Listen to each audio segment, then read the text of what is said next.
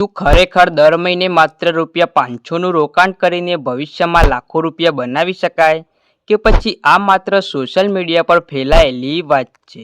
જો તમે પણ એસઆઈપીનું નામ ઘણી વખત સાંભળ્યું છે, પણ આજે પણ સમજાતું નથી કે એસઆઈપી આખરે શું છે, કેવી રીતે કામ કરે છે અને લોકો શા માટે એસઆઈપીમાં રોકાણ કરે છે, તો આ વિડીયો તમારા માટે જ છે. એસઆઈપી વિશે એવી સરળ માહિતી મળશે કે વિડીયો પૂરો થયા પછી તમારે બીજા કોઈને પૂછવાની જરૂર નહીં પડે. તો નમસ્કાર મિત્રો, આજના વિડીયોમાં આપણે એસઆઈપી વિશે સંપૂર્ણ સરળ ભાષામાં જાણીશું. આ વિડીયોમાં આપણે જાણીશું કે એસઆઈપી એટલે શું, એસઆઈપી કેવી રીતે કામ કરે છે, એસઆઈપીમાં પૈસા ક્યાં રોકાય છે, એસઆઈપી શરૂ કરવા માટે ઓછામાં ઓછી કેટલી રકમ જોઈએ અને છેલ્લે એક એવી મહત્વની વાત જાણીશું જે દરેક નવા રોકાણકારે એસઆઈપી શરૂ કરતા પહેલા જરૂર જાણવી જોઈએ. તો ચાલો કોઈ પણ સમય બગાડ્યા વગર વિડીયો શરૂ કરીએ. એસઆઈપી એટલે શું? સૌથી પહેલા એક વાત સમજી લો. ઘણા લોકો એસઆઈપીને એક અલગ યોજના સમજે છે, પરંતુ હકીકતમાં એસઆઈપી કોઈ યોજના નથી. એસઆઈપી એટલે સિસ્ટેમેટિક ઇન્વેસ્ટમેન્ટ પ્લાન. સરળ ભાષામાં કહીએ તો એક એવી રીત જેમાં તમે દર મહિને એક નક્કી કરેલી રકમ નિયમિત રીતે મ્યુચ્યુઅલ ફંડમાં રોકાણ કરો છો. જેમ આપણે દર મહિને મોબાઈલનું રિચાર્જ કરીએ છીએ અથવા રિકરિંગ ડિપોઝિટમાં પૈસા જમા કરીએ છીએ, તેવી જ રીતે એસઆઈપીમાં પણ દર મહિને એક નક્કી રકમ રોકાય છે. ફરક માત્ર એટલો છે કે એસઆઈપીમાં પૈસા મ્યુચ્યુઅલ ફંડમાં રોકાય છે. એસઆઈપી કેવી રીતે કામ કરે છે? માની લો કે તમે આજે ₹500ની એસઆઈપી શરૂ કરો છો.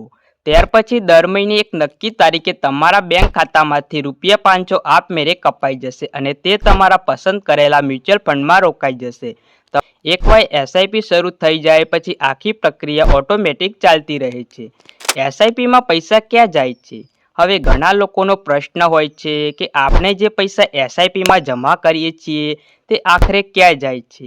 તે પૈસા સીધા મ્યુચ્યુઅલ ફંડમાં રોકાય છે અને મ્યુચ્યુઅલ ફંડના નિષ્ણાતો તે પૈસાનું રોકાણ અલગ અલગ કંપનીઓના શેર, બોન્ડ અથવા અન્ય રોકાણના સાધનોમાં કરે છે.